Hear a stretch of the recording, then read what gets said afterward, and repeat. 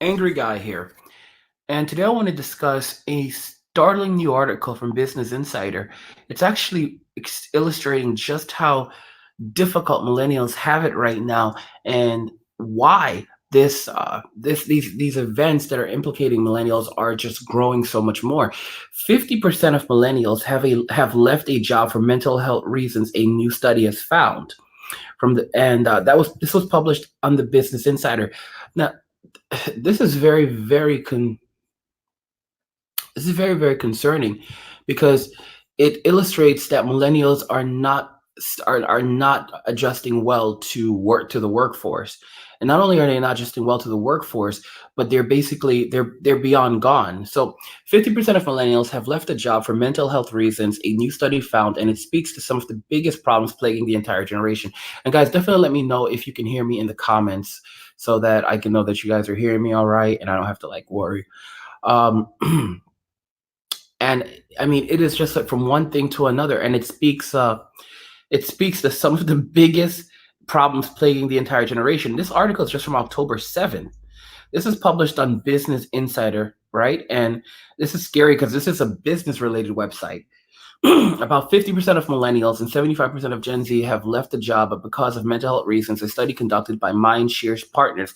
Now, where things become interesting with Gen Z is Gen millennials and Gen Z are leaving jobs, but millennials are leaving jobs and they're not just leaving their jobs, they're leaving the entire job market. Okay. Like they're leaving the entire job market. Gen Z is rationalizing, you know what, this job isn't worth it. Like, all right, being paid 12 $10 $12 an hour to for this is not worth it. Millennials, it's not that millennials don't want their job, it's just that they can't cope anymore. Millennials have embraced therapy more than previous generations, destigmatizing mental health in the process. Guys, that I have to say this, like, it's not a great I'm in therapy. Many of us are in therapy, but the whole idea is to be able to live a life without needing therapy. So praising the fact that we're all in therapy is not good. I don't want to spend the rest of my life in therapy. The fact that that I struggle, and so many other millennials struggle with mental health because of just how miserable things can be at times, that's not something to praise. Okay, can you imagine praising, like, oh my gosh, almost 100% of the population is now in therapy? I mean, I don't know if they notice that the more people you have in therapy, the greater the statistics of people going to therapy gets, the more problems, and so the more socioeconomic, social problems, economic problems um, appear. You know, therapy is beneficial to is supposed to be about getting over it, not spending your entire life living within it. About half of millennials and 75% of Gen Zers have left the job because of mental health reasons. Um, and basically, they polled 1,500 respondents ages 16 and older working full time. 16, I'm telling y'all, these Gen Zers working full time. You got Gen Zers out here working full time. 16-year-old Gen Zers out here working full time. Full time, okay? Full time. Gen Zers working full time. You got to give them credit. 16 years old. Gen Z is not messing around. Gen Z is not messing around, okay? 16. 16. That's significant. That was significantly higher than the overall percentage respondents who said they had left the job for mental health reasons, 20%. This indicates a generational shift in awareness, said author of the report Kelly Greenwood, Vivek Babat, and Mike Mahan.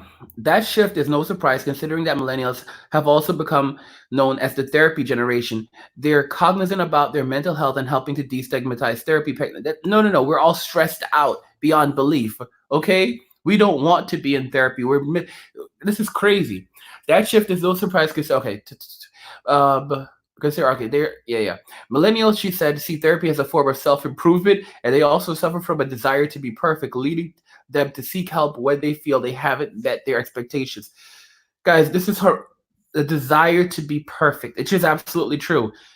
We have a desire to be perfect, and this is the reason why this is, guys, it's one of the worst things about, like, for example, I wanted to be a doctor because I wanted to be a doctor, but many millennials became doctors just because of the paper, just because of the recognition, just because of the praise, just so that mommy would tell them that they've done a good job. I'm being so honest. Okay, it's the honest to goodness truth. Many of us millennials have stayed in school and racked up these degrees one after another because we wanted mommy to tell us good job. We wanted mommy to tell us good job, okay? Everybody wants it. It doesn't matter if you're a boy or girl. You want mommy to pat you on the head. Good job. Good boy. Good girl. Okay? It's the honest to goodness truth. Depression and deaths of despair are becoming depression and deaths of despair, the heck, are becoming more common among millennials. Depression is on the rise among millennials, who have seen a 47% in major depression diagnosis since 2013, on a 2018 Blue Cross Blue Shield report said. And a follow-up Blue Cross Blue Shield, oh gosh, study in April found that millennials were less healthy than Gen Xers were at their age, and were more likely to be less healthy as they age. Oh gosh. Guys, my goodness, more millennials are also dying deaths of despair, or death, guys, deaths of despair. Okay, more millennials are dying deaths of despair. Guys, what the heck is this? What the heck is this? More millennials are dying deaths of despair. Guys, these are the terms used in this article. Like, this is an official term. Okay, deaths related to drug, alcohol, and suicide. I mean, this is how they describe it. In this is how they describe it, as deaths of despair. More millennials are dying deaths of despair. I mean, guys, this is frightening. I told you about this, that we had a shorter lifespan than our parents, but we're dying from drugs, we're dying from alcohol, and we're dying from suicide. This according to the article. And while these deaths have increased across all ages in the past 10 years, they've increased the most among younger Americans. We have the highest hot we have the highest we have the highest death rate. We have the highest increase, the fastest increasing suicide, alcohol, drug related death rates. This is impossible of any generation. Here's something funny for you. Gen Z is not doing drugs. They're not doing drugs. They're not doing drugs. They're not using alcohol. They have no time for it. I made a video about it yesterday. Okay, millennials, guys, this is unbelievable. Millennials accounted for deaths of about 36,000 Americans. Okay, 36,000 American millennials in 2017 alone. Um, report said overdosed on drugs. Drug overdoses were the most common causes of death. Okay, drug overdoses were the most common causes of death in 2017 for us millennials, followed up by suicide. There are a few reasons behind the uptick, one of which is that young adults are more inclined to engage in risk-taking behavior. However, the report also identified other structural factors at play, namely the many financial problems millennials are facing: student loan debt, healthcare, childcare, and expensive housing market. Burnout is also a problem. So, Kate, it's hard for me to read this because this is so unbelievable. This is all absolutely unbelievable. It's no measure of what the heck is going on here. Tim, what's going on, Tim? Oh yeah, bro. I'm so happy for you. The cryptonomy says the Western doctors are so brainwashed. It's due to it's due to what millennials are facing due to the economy. Exactly. Guys. It's what I told you. Like, this, our generation is literally disappearing. We're like, Generation Z is going to become the largest generation globally in 2020. They are in 2020. Generation Z will be the largest generation globally. How does Generation Z become the largest generation globally? Okay, because they've all already been born, and they were all the last of them were like born like a long time ago. Okay, like 2000, like in the 2000s. So how is it? that they are overtaking millennials in generation. Like, how can there be more of Generation Z than millennials? Oh, it's quite simple, because so many millennials are dying that Generation Z is overtaking us. Here's another scary thing for you guys. In the Great Recession, based on how fast millennials are dying, it's highly possible that the baby boomer generation will once again overtake the millennial generation as the largest generation. Well, as the largest, they're going to overtake the millennial generation again, because it's really neck and neck right now. So they'll likely overtake the millennial generation as the largest generation in the United States, and they'll be for a couple of reasons. One, I mean, globally, there's no other way of explaining why more why there's more Generation Xers than millennials, other than factoring the fact that so many millennials are dying globally. But in the United States, it's going to be a combination of millennials dying rapidly and fleeing the U.S.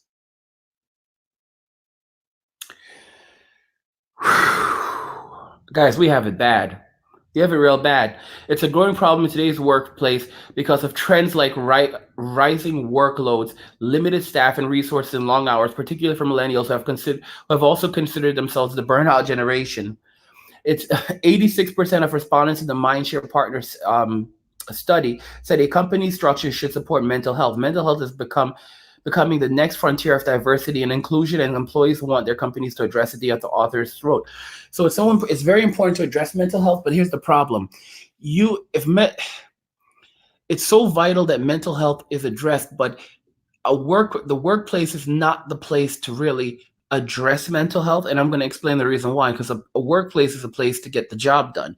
If you're hiring people who are not mentally stable enough to do the job, then they're costing you money. Hence, you need to replace them. So while this notion of we're going to focus on mental health is great and all, it's not true, because just because Google can afford to provide every single one of their employees with a therapist, doesn't mean that every mom and pop business can. That's insane. Not only that, even in large companies, you have to have people who can get the work done. If people are not mentally capable enough to get the work done, to function with a working environment, you can't keep them on the staff. A lot of times people end up staying on the staff for many years who just can't contribute. Okay.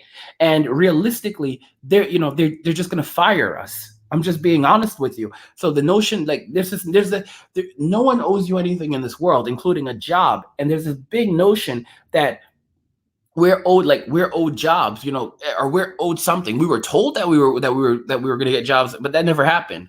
The truth is that this is a very, very serious issue.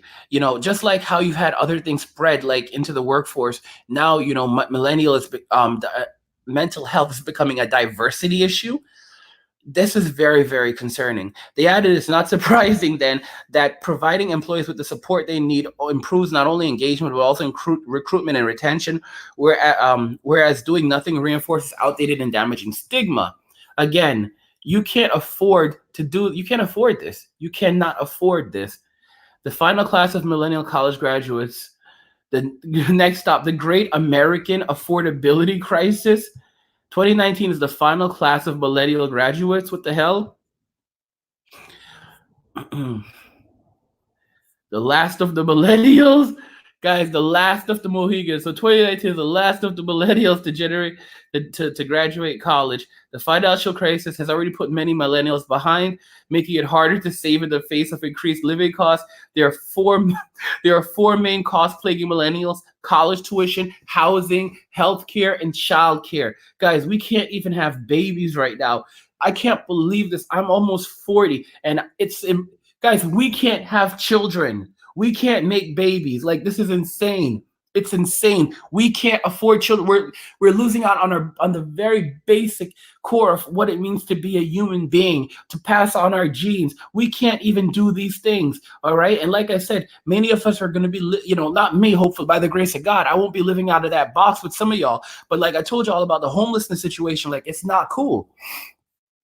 Millennials are already aging out of higher education. The class of 2019 is the last of the generation to graduate college. Like many of their generational peers, oh gosh, This year's grads are walking into an affordability crisis for young Americans. It's triggered by several factors, including rising living costs, increased student debt, and the ongoing fallout of the recession. Multiple studies show that millennials have less purchasing power than previous generations did at the same age. While millennials have benefited from a 67% rise in wages since 1970s, according to Student Loan Hero, that increase isn't enough to keep up with the inflating living cost. Yeah, no duh. All right, living cost has like gone up by like 1,000, 2,000, 3,000%. You've got to be kidding me. So yeah, 67% wage increase versus 3,000% and overly and hyperinflated living expenses. Come on. The Pew Research Center defines millennials as those born between 1981 and 1996, or those turning 23 to 38 in 2019, while younger millennials are entering into a stronger economic situation than older ones did. A variety of factors may keep them from reaching some of adults' key milestones. This is crazy stuff, guys. College tuition has more than doubled since the 1980s. Consequently, millennials have taken out at least 300% more student debt than their parents, according to the Michael Hobbs of the Huffington Post. Baby boomers had to work only 306 hours of minimum wage jobs to pay off 4 years of college. Guys, let me repeat this again. Baby boomers had to work only 306 hours of minimum wage to pay off 4 years of college. 300. I remember Ron Paul. It was Ron Paul. He talked about this. He said that when he was going to medical school, he worked a job over the summer to pay his way through med school. Like what? Like he literally said like he worked a job over the summer to pay his way through medical school. Medical school, guys. He worked a job over the summer to pay his way through medical school with like pocket change. It was like pocket money, okay? He worked like it was like pocket change. Like, oh yeah, he paid for medical school with pocket change, with money made during summer vacation. Are you guys, this is not 306 hours, guys. All right? Boomers only had to work 306 hours of minimum wage to pay off not 4 years of college, he found, while millennials would have to work 4,459 hours. All right? Guys, this is madness. This is madness. Remember when I kept telling y'all about this whole thing about like get what you're worth, stop doing cheap work, cheap labor? $20 an hour, y'all running around here for $20 an hour. $20 an hour. I don't know. Some of y'all are I don't know what some of y'all are doing. $20 an hour running around for these wealthy people for $20 an hour. Okay, 20 putting your mental health at risk, putting your livelihood at risk. Risking your heart health, giving away your like literally doing this, you're giving away years of your life for $20 an hour. And the irony behind that is they're gonna take that $20 an hour away from you, and they're gonna, after they finish taking the taxes, they're like, oh, look how much money you have. No, you don't. You're broke, man. You're broke. You're broke. You got financial problems right now, man. You're not wealthy. You're struggling, man. This is poverty stuff, bro. Like this is such an upsetting thing, man. As of 2019, student loan debt is at its all-time high with a national total of 1.5 trillion. So women now hold about a trillion or more in student loan debt. Young millennial women now hold about it roughly, mostly millennial women now hold about $1 trillion over $1 trillion in student loan debt. Over $1 trillion in student loan debt, and it's rising. All right. According to the Student Loan Hero, the average student loan debt per graduating student in 2018 who took out loans was a whopping $29,800. The weight of this debt is hindering millennials' ability to save. More than half of indebted millennial respondents in an Insider and Morning Consult survey said attending college wasn't worth the student loans. Guys, look at the set. Guys, do you see this? Guys, look at this picture. Look at this picture, guys. Look at this picture, okay? This is a horrible picture. okay, dressed up in This is a terrible, guys. Look at this capping gown, graduating sum laude, you know, whatever, kama sulade, whatever the heck you call that. And this is it, sitting on the street. This is this is it. This is, guys. This is us. Look at this right here. Look at that picture. Hope you all looking at it very well. This is our generation. Okay, generation homeless.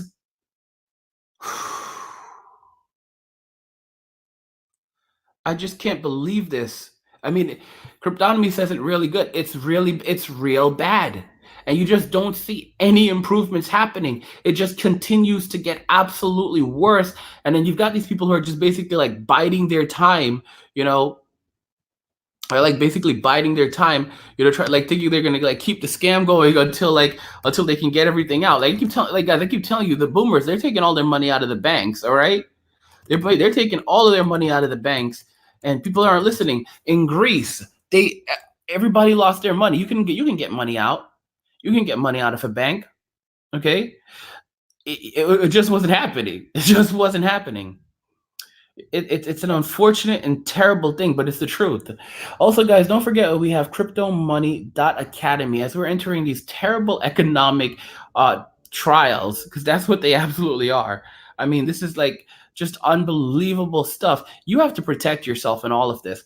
We actually have a course called An Expat's Guide to Decentralized Banking and Off the Grid Living. Now, I want to remind you guys that this course, before we get into it, is only going to be available for $299 for another less than 2 hours. So this is a course that is extremely popular because it teaches you how to get off the grid, how to get out of the system and get away from banks, how to protect your financial assets, even how to protect them while putting them in crypto. So you'll even learn how to protect your funds so that you can put them in, so that you can take them out at an ATM, and you can keep them safely in a private key. And the banks can't take your money. And when the banks shut down, you're not going to be completely out of luck. So basically, here's how this goes. The expat course is it goes for $399 in just 3 hours. So you can buy it now for $299, but there's only an hour and 47 minutes left.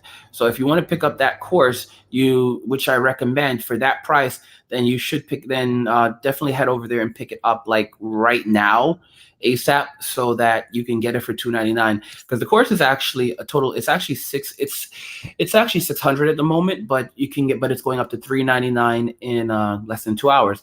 So in this course, you basically you're gonna learn how to completely live off cryptocurrency, and some of you are gonna think, I like being able to go to the ATM and make purchases at stores with debit cards. And with this, you're gonna have the freedom to do online banking, to use your debit cards, to do just everything that you've done with a bank, without the bank.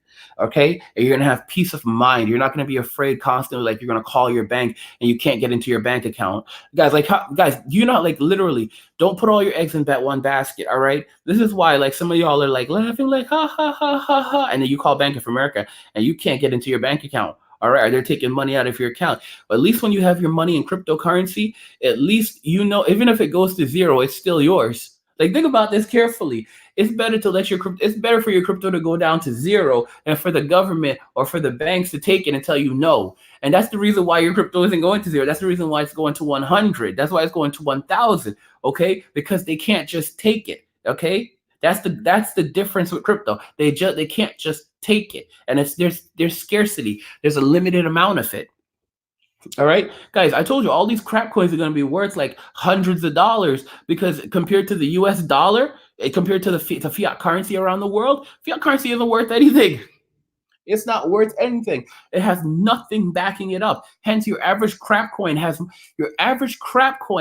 more value. Listen to me, guys. Your average crap coin is a better store of value than fiat currency. The reason why is because a lot of cryptocurrencies actually have a purpose. They're looking to solve a problem. So they are part of an economy, an ecosystem, or they are at the very least they are limited in supply. Like, for example, there's a limited number of them. The more people that use it, the more scarce it becomes, just like gold. All right, the difference is that you can't people have the boomer generation, they have all the gold. with cryptocurrency, you can create your own ecosystem quickly and say, okay, yeah, well, guess what? You want to capitalize on gold? Well, we're not going to deal with that. We're just going to move to another ecosystem. This is why you can't really, crypto is so hard to destroy. Crypto is so hard to ever completely take control of. If you end up in a situation where, let's say, Bitcoin, where if it ever could happen, right? Where someone gets control of the Bitcoin network, and which is very difficult. But let's say hypothetically, you know what everyone does? Everyone's like, okay, peace out, man. They move over to another cryptocurrency just like that.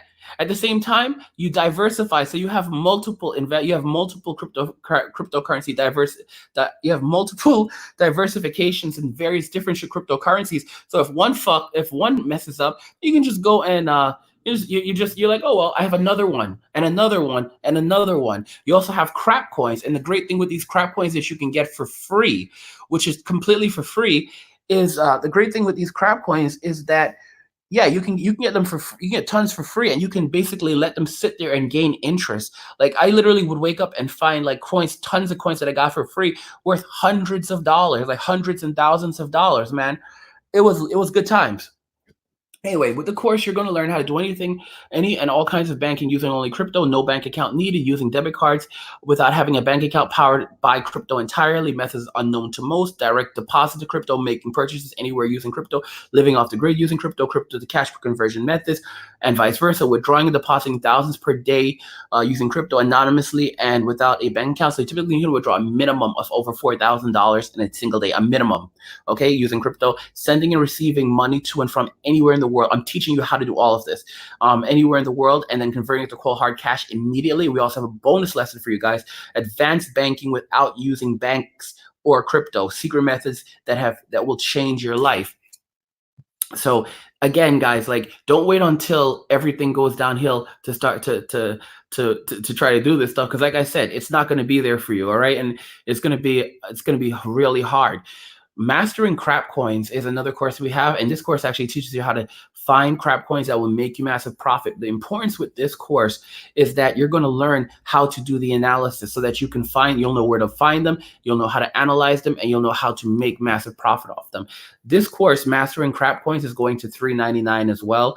But I mean, like I said, you should pick it up while you want to pick it up right now if you want to, while it's at $299. But yeah, I'm not gonna go on too much on it. We also have Making Massive Profit Off Cryptocurrency in a Global Recession. That course is $299. We have tons of courses here, guys. You can find any course you like. We have mining. We have the mining course, and of course, we have also Introduction to Cryptocurrency.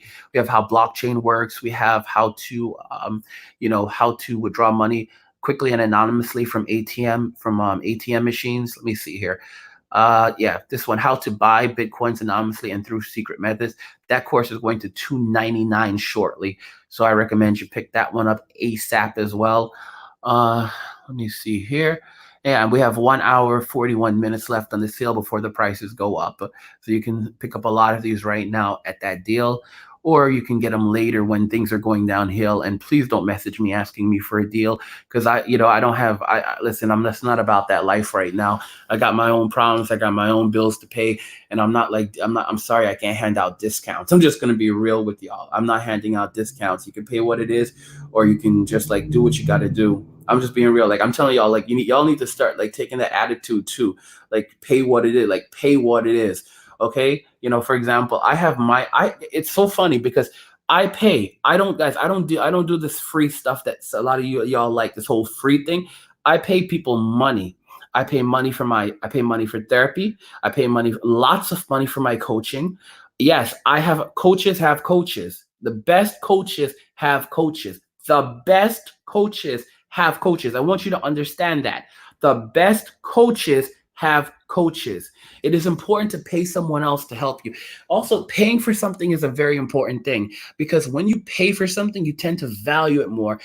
Because you're investing in it versus when you get it for free and you don't really take it as seriously. It's a completely different. It's a mentality thing. It's an insane mentality thing. You'll notice it for yourself. But a lot of older people, I think, well, Generation Xers, generation the Boomers, they had an easy life. But Generation Xers and their grandparents, they could tell you about the joy of working, the joy of paying for something, and and being able to see value in that. So it's a very interesting thing. You'll see it. You'll see what I mean eventually. It changes the dynamics of how you think and how you behave. Let me tell you guys, let me tell you, people who are into this whole free thing, those are people, like, you have, like, if you want to figure out how people, which people are high value and low value, the people who are talking about free versus the people who are talking about paid. For example, guys, I have friends. I have very good friends. I've got lots of good friends, really close friends. And I pay my friends to do things. I pay my friends to do things. Okay. And I am proud of that. I'm very, very proud of that. It's a very, very important thing. Okay. Don't, I've said this before. I want to be around people who have value, people who are trying to better their lives, people who are trying to make their lives better. Okay. It doesn't, if I take, let me explain this. When you help your friends, you're also helping yourself. When you create a circle of people of value who all want to get ahead, who all want to thrive, that is such a powerful thing. Okay. Don't take advantage. You should be picking it. You shouldn't be like, listen to me. If my friend has a store and I walk into my friend's store and he's like, oh no, I'll give you a discount on this. I'm like, no, no, I don't want no. Let me tell you something interesting. When I used to live in New York, there was a bar I used to like to go to, and I was amazed when I saw this. The owner of the bar would come down and he'd go around, and sometimes he'd buy someone a drink, or a lot. Actually, no, people would buy him a drink. So he'd come to the bar. The owner of the bar would come to the bar, and people at the bar would buy the owner a drink, buy him a drink. And it was a very, very serious situation, like, because it really illustrated that not even the owner should not be drinking for free. And it was very, very it was very, very serious. It was really serious. And it was like the policy in the bar that the owner doesn't drink for free, no one drinks for free in there. It's like it just, you didn't do it in there. You didn't do it. If the owner wanted to drink, he had to pay. Like, there were times when he had to buy drinks. He'd open his wallet, take the money out, and he'd have to pay for his drinks just like everyone else, or someone bought him a drink. But there was no money. But there was no, this is my bar, so this is my property, so I'm going to drink. No, no, no. It's a rule of business. You do the same thing with your friends. Don't use people. Like, don't get these friends that you're just going to try to use them to enrich your own life. Like, it has to go both ways. You have to be with people, not people that just give up all their value. You have to be people that also, they want to grow too. So you're helping them to grow, and they're helping you to grow. Okay. And you don't look at it as though, like, I'm paying someone. Look at it as though you are getting something back as well. This is one of the biggest problems that millennials don't understand. This whole free concept. Free is not good, guys. Let me tell you something. The only thing free in this world is God's love. And you have to remember, think about this. Jesus, even that took a major sacrifice on his part just to give us that love. There was a huge sacrifice on his part. Okay, so truly nothing is free in this world. Jesus could not even give his love to us for free. Okay, he wanted to. And what did he have to do? He had to pay a giant price just to love humanity.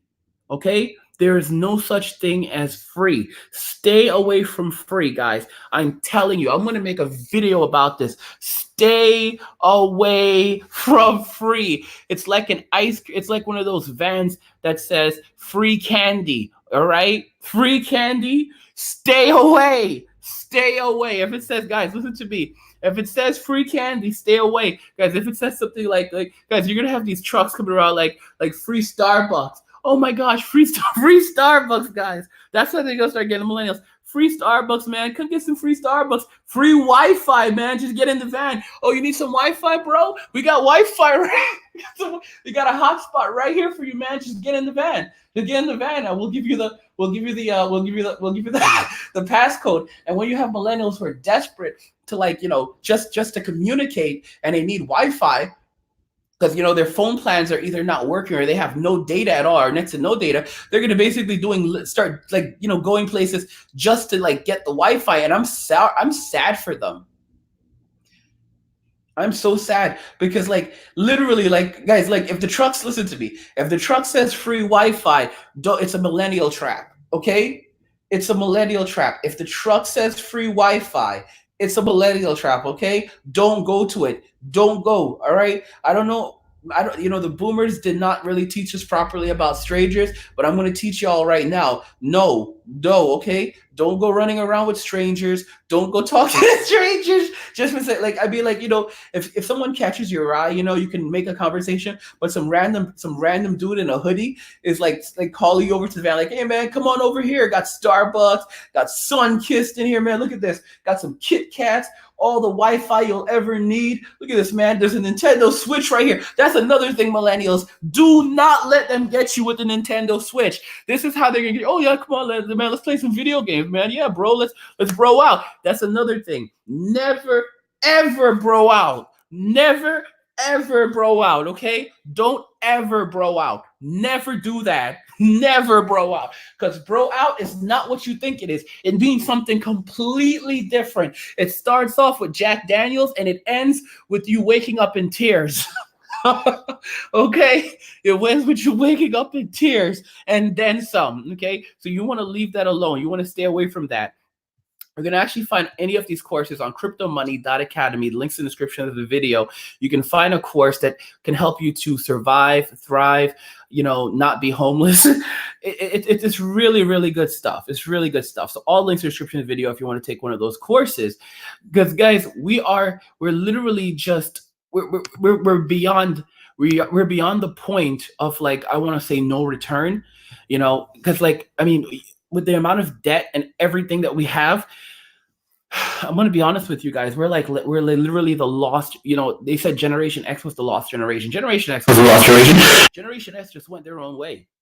Guys, I remember all the terrible things that were said about Generation X in the 1980s. Like, you watch TV, you got some 12-year-old, and they're basically saying, this is a bad kid. Don't you do this. Like, they're showing 12-year-old Generation Xers. Like, they're doing, like, these are poor kids. They were like, they were yelling at these poor children. Like, it was so sad watching these poor kids being yelled at on television and portrayed like they were terrible. Like, 15, look at this, the street gang. Like, what the heck was this? Like, they tried to make it into something like Generation X was running wild in the 80s. Guys, it's not true. It's not true. All right. It wasn't Gen X. It was not Gen X. It was another generation. That's all I'm going to say. It was another generation. Gen X, poor generation, guys. Poor Gen X. Poor Gen X. Gen X suffered so much during the 80s, guys. I'm telling you. I had when I was in the 80s growing up, I saw the portrayal of Gen X, and I was like, what the heck is going on? What? And and like, my boomer teacher, he's there talking poorly about Gen X, and he's like, they're this and that. I'm like, why are you saying these things? Like, why are you, like, they're just, oh my gosh. Free frozen Tim says a free frozen yogurt and free. That's terrible, man. That's terrible. Angry, I have an iguana book for dummies, and it's my favorite book on them. I think your cryptocurrency book for morons will be one of your best courses. Yeah, guys, listen. So the cryptocurrency for stupid people course, I'm gonna, here, I don't know. The problem is I said I was gonna drop it for was it $2.99 or something, and the course is supposed to be like, guys, to finish this course and put it out there for you, it's a $600 course. It's a $600 course minimum. $600 course minimum. That's $600 early bird special. Like, that's what it's worth. I can't offer the stupid, like, the course for less than $5.99. I just can't. I can't afford to offer the course for less than $5.99. And so that's kind of why I'm dragging my foot on it, because I said I wanted to release a course for give an early bird special of like $2.99. I forget if it was $1.99 or $2.99, but I can't afford that because the minimum for it is $600, and what it really is supposed to be going for is about maybe 3,000 to 4,000. So for me to make back my investment, I offering it for anything less than $600 is really difficult. um I just burped a little, but but but the thing is, like, I'll just have to work on that one. Nature says crypto for the disabled. Nature's getting real mean. Nature's getting Guys, nature's getting mean. Nature's getting mean. Tim says angry. Who did crypto go down? Why did crypto go down recently? So crypto isn't actually going down as much as people think it is. It's only natural for crypto to fluctuate. Think about this very carefully. You watch the crypto market and you notice how crypto goes up and down. It's based around supply and demand. And then you look at the fiat currency market and then it's completely stable, right? Right? So guys, like, think about this carefully. Crypto is based around supply and demand, just like gold. So naturally, it's supposed to go up and down in value, and there's a limited supply of it. Fiat currency doesn't do that. That's dangerous, and that's the reason why we end up with hyperinflation. Okay, because if the currency doesn't adjust, if the currency isn't adjusting, then the prices are going to adjust publicly. This is so. For example, prices can actually go up and down based on. Let me see if I can find the best way to put it. When you purchase things in the future, more than likely you'll have many scenarios where the price of something will change based on the price of cryptocurrency. So, for example, let's say you have some bitcoins, and let's say you have $100 in bitcoins and you want to purchase something that costs $100. Here's where things get interesting. Let's say the price goes down to $90, right? Let's say the value of one Bitcoin goes down. Let's say the value of the Bitcoin you're holding, you have $100 worth of it, and the value of it goes down to $90. In the real world, if you're holding $100 in fiat, right, and the value of it globally goes down, you still the price of something is $100. It's not going down to $100. In fact, as fewer people can afford it, the price is actually going to go up, right? And hyperinflation can become a real possibility because because money is unchecked. You just keep printing more and more and more of it. With Bitcoin, if the price of Bitcoin goes down, so will likely the price of other things, because Bitcoin is more stable than people realize. So if the price of like something that you wanted to buy for $100 goes down and you would be paying in Bitcoin, it would also go down to the value of 90 Bitcoin. It's crazy because Bitcoin is very stable. It has like more of a global market value. Bitcoin is the same around the world. This is the thing that people don't understand. Bitcoin and cryptocurrencies in general are the same around the world. Okay, there are different. There are little differences in each country, but at the same time, every country has access to crypto. Like every country can use Ethereum. Every country can use Ripple. Every country can use any coin that they want. This is not the same with fiat currency. Okay, and this is the reason why naturally coins going up, natural up and down is not what people really think it is. At the end of the day, what I believe we're going to start seeing is we're going to see prices literally changing based around the value of cryptocurrency.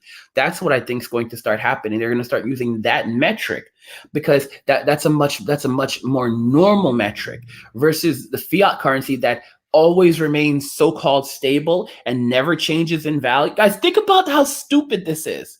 Okay? Like, you live in a country and the value of your currency within the country remains the same. That doesn't make any sense. When that happens, that's when you start to see hyperinflation occurring, okay? Because the value of the currency remains at a certain point, but it no longer reflects it doesn't hold the same value that it once did.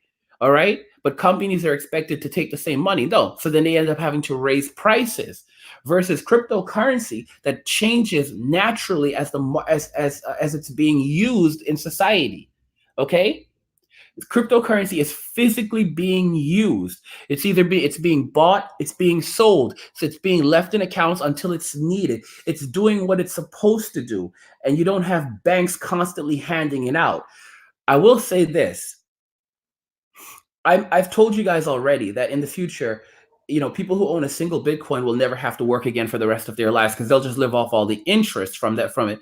Basically, you're going to have a lot of institutions borrowing Bitcoins from people who just hold a single Bitcoin, and they're going to pay you just to hold that. And one of the big things that's going to happen, hopefully, is they're going to start requiring that, like, for example, banks don't have to hold a certain amount of money. They don't have, like, they can, all of these companies, they basically are giving out tons of money, or they're basically doing all this business, and they don't even actually have the physical. For example, you're selling securities, you're selling gold bonds, but you don't actually have the physical gold. And gold bonds aren't settled in gold, they're settled in cash. That's to give you a good example. What's likely happening now is you're going to see a lot of, for example, Bitcoin. They're going to settle in Bitcoin. They're going to settle in Ethereum. They're going to settle in crap coins. Guys, let me tell you something about crap coins. Crap coins are going to be, like how you have the penny stocks. Like how you have penny stocks, and there are people who have made millions of dollars off penny stocks, like tens of millions of dollars off penny stocks.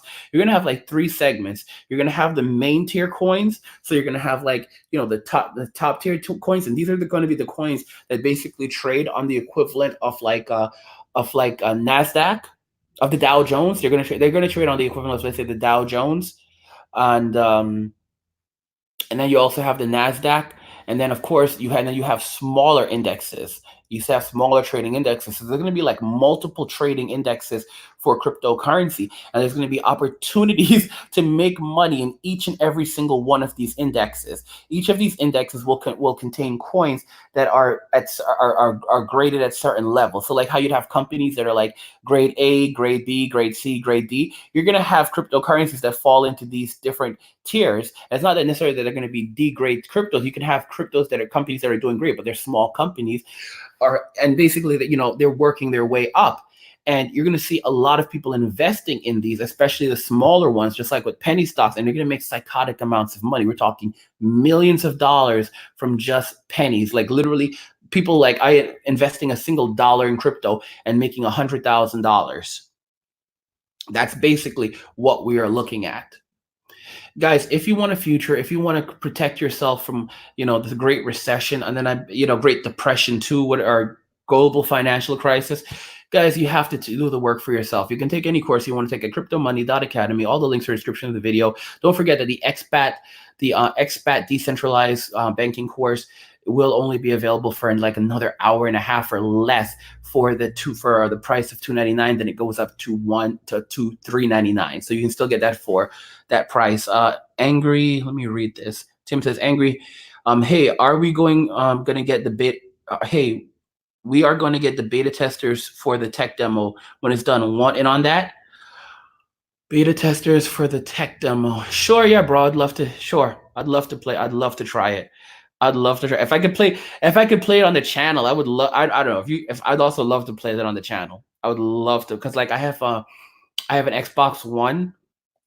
I have Xbox One controller, so I could try to plug it into my computer, and just like if I can set it up, I can play it like that or map it. I would love to. I really would love to play it. So yes, I really want to play your game, dude. I want to definitely test it. So just hit me up on Patreon. Like, hey, angry, this is for you. All right, because yes, I want to play your game, dude. I want to play the game badly. I'm looking at like, yeah, I want to play this game. Oh my gosh. Guys, let me tell you something. When you're feeling down and out, you need to just keep working on yourself, and you need to remember to stop taking garbage money, because you're not going to survive taking what you can serve. This is how we ended up in this problem. This is how we ended up in this problem today.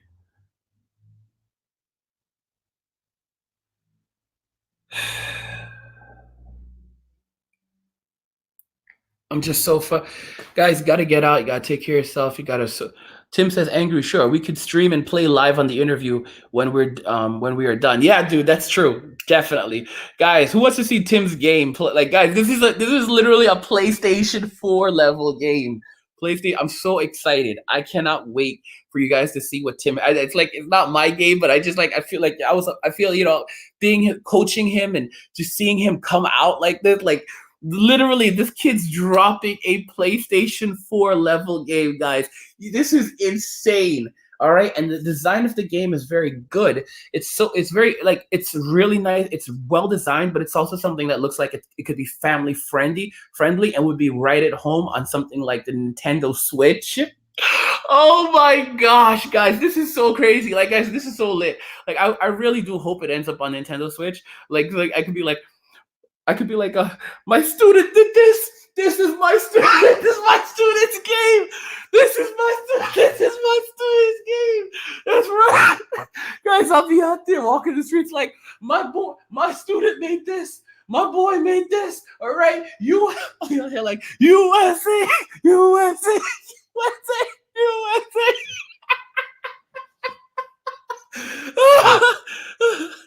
Oh my gosh.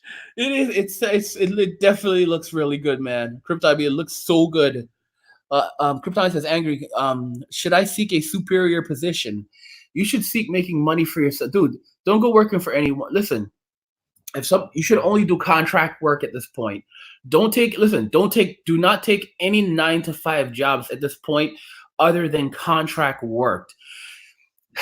The only thing that I could like suggest is something like, that kind of borders on non-contract work, which is still kind of contract work. It's like being a bartender, because you can make a ton of money off tips. So for example, working in a bar, you can make tons of money off tips. You have to be in a position where you basically work for yourself. But if you're gonna go work for like $20 an hour and that's all the money you're gonna make, no, that's not a superior position. A superior position is one where you're in charge. You're better off driving for Uber than you are driving for like a taxi company or working for some company that pays you 20 an hour, because you have flexibility, and also you also get tips. Tips are a very, very big deal. You're gonna see more Uber drivers accepting tips very soon. Like, they're gonna have like on t-shirts, you can like scan their arm, you like scan their badge, like to send them some coins. So that's that. Anyway, guys, that's everything that I have for you. I really enjoyed talking to you today. I want you guys to remember to, I want you to keep hope in your heart, but at the same time, stay on top of your business, because no one else is going to. That's all I've got. That's all I've got for you. I'll check in with you guys later. All the links are in the description of the video to cryptomoney.academy if you want to go ahead and pick up a course quickly. Like I said, the expat course will be going back to $290. We'll be going back to $399 we'll go into $399 in just over an hour. So get it for $299 right now, and then after that, I'll go back up to $600. Anyway, everything's there. You're adults. You'll figure it out for yourself. Love Jesus. Get your money. And be good to each other. I will catch you guys in the next one.